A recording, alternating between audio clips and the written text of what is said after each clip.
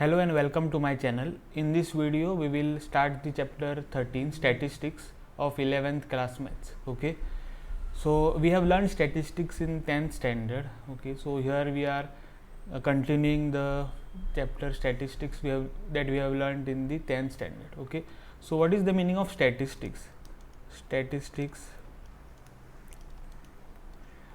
So statistics deals with the data which is collected for a specific purpose. Okay, so statistics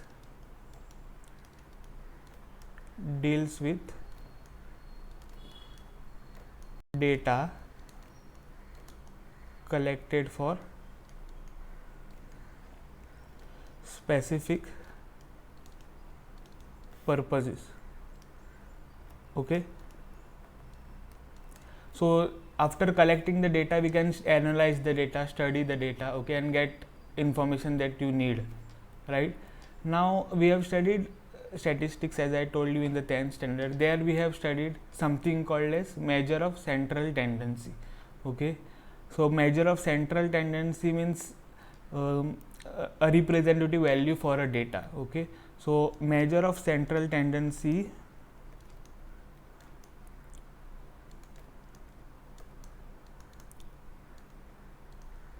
means a representative value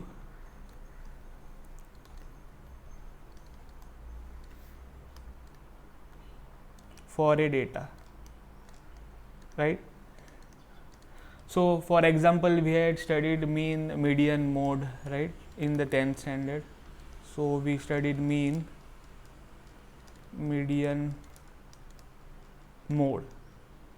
Okay, so let us recall a mean and median now. Okay, and also we will see that why measure of central tendency is just not enough for studying the complete data. Okay, so let us look at this example, batsman A. So that means the scores of batsman A is given here. So that is 30, 91, 0, 64, 42, 80, 35, 117, 71, and the score of batsman B is given as 53, 46, 48, 50, 53, 53, 58, 60, 57 and 52. Okay, so now suppose if we want to find mean, now how we were finding mean? We were finding mean by taking the summation of all the values, right? So I going from 1 to n xi divided by n. So like this we were finding the mean. So suppose we find out mean here, again here mean of batsman A, right? Mean of batsman A will be what? So you have to add the values which are given to you, 30 plus 91 plus 0 plus 64 plus 42 plus 80 plus 30 plus 5 plus 117 plus 71 and whole divided by the number of values, that is 10, right? So whenever you will calculate this, what you will get is 53 as the answer. Okay, now again if we look at the mean of batsman B,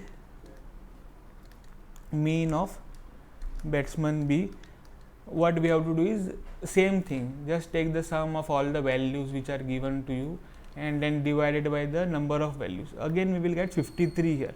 Okay, so mean of batsman A, mean of batsman B is same. Now let us go to the next measure of central tendency, that is median. So median is what? Median, so if n is odd, what you do? We take n plus 1 divided by 2th value as the median. Okay, and this is after arranging the data in the ascending order. Okay, so after arranging data in ascending order,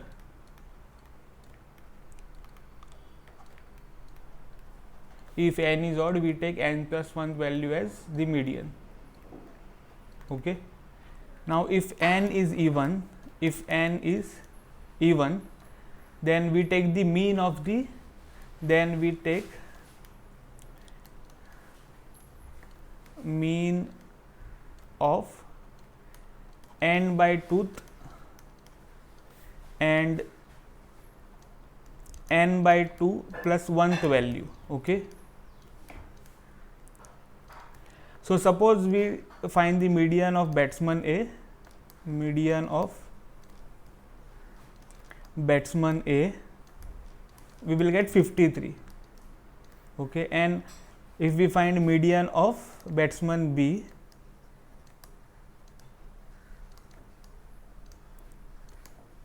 again we will get 53. Okay. So you can see that mean and median are same, right? So does this give you the full information of the data? If you look at the graph here, for batsman A, you can see that the values or the observations are greatly dispersed here, right? And for batsman B, the values are close to each other. Okay. So only by looking at the measure of central tendency, we cannot get the complete information of the given data. Okay. So for this we need another measure, and that is called measure of dispersion. So measure of dispersion. Okay.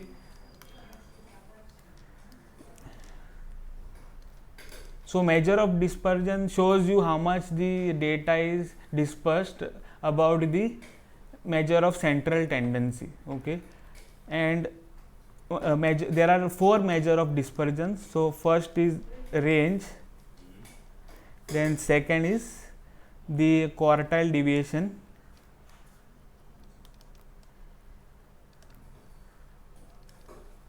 then third is mean deviation, and fourth is called as the standard deviation.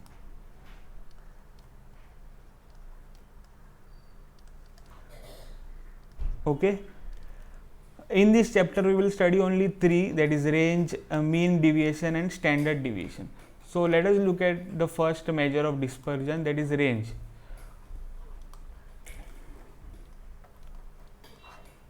So range is nothing but range is equal to the maximum value of data minus minimum value of data.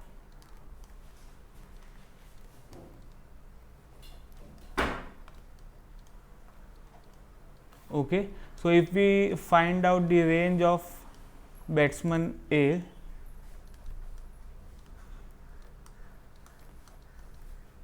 we have to look at the data. So you can see that the maximum value is 117 and the minimum value is 0. So range of batsman A will be 117 minus 0, that is equal to 117. Okay. Then range of batsman B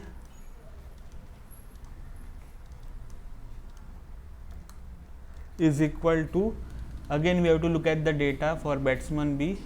So the highest value is 60, right, and minus the lowest value is 46. So 60 minus 46. So 60 minus 46, which is 14. So you can see that range of batsman A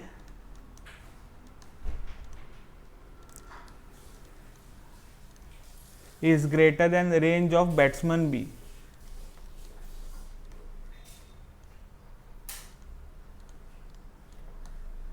So what does this show? This shows that range of batsman, this shows that the values of scores of batsman A are greatly dispersed than the values of batsman B. Okay.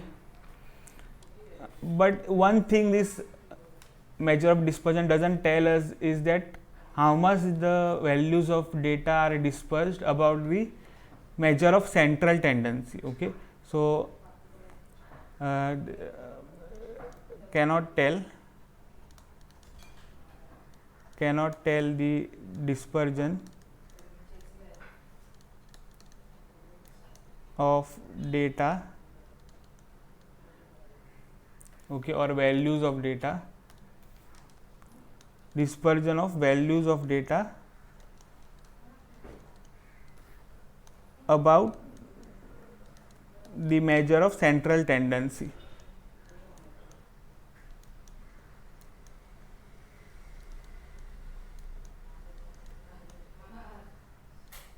Okay. So, for that we have to look at the second measure of dispersion, and that is called as the mean deviation. So, mean deviation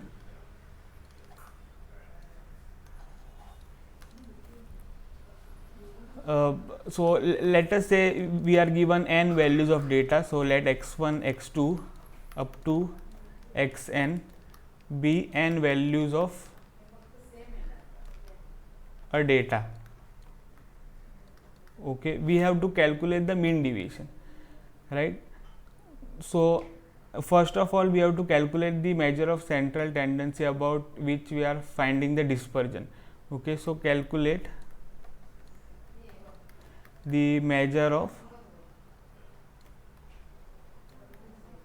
central tendency about which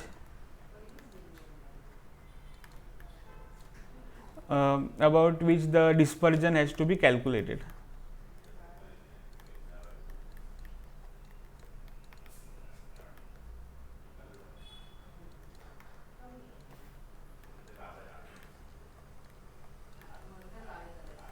Okay, then second is we have to calculate the deviations. So, find the deviations x1 minus a. Okay, a no, so this has to be called as a. So, let it be a. So, the measure of central tendency, let it be a. So, find the deviation of x1a, x2a up to xna. Okay.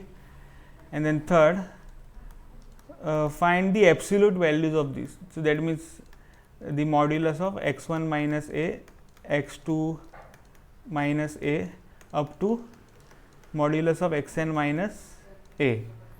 Okay. Then fourth is find the mean of absolute values of deviation.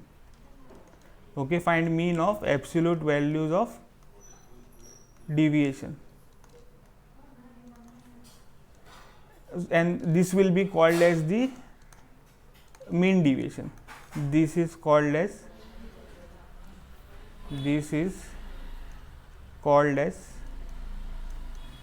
mean deviation about a. Okay.